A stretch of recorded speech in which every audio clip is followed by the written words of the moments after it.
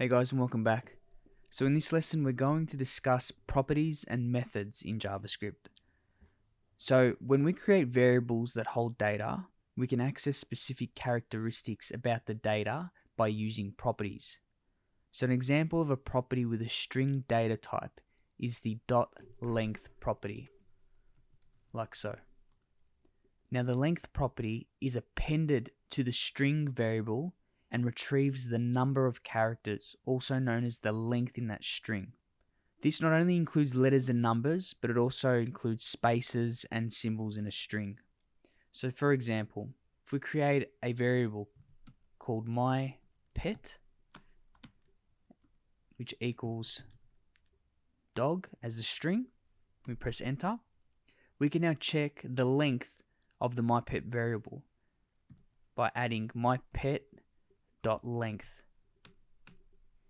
And as you can see, it gives the value 3, which is 3 characters in the myPet variable dog.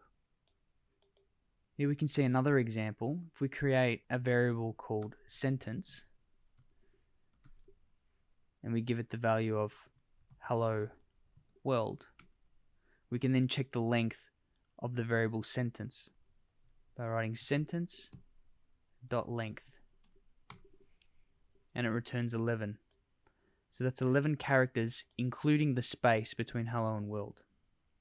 Now methods, on the other hand, are actions or functions that can be performed on objects. We can access these methods by appending the name of the method to the variable or string using the dot operator, and then we add opening and closing parentheses. So let's do an example. So if we create a variable const my sentence, and we'll give the value hello, my name is Robert,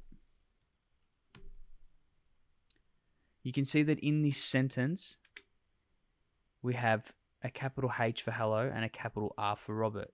Now we can use a method to make all of the letters lowercase, and we can do this by accessing the my sentence variable and appending the to lowercase method, and we add the parentheses on the end and press enter.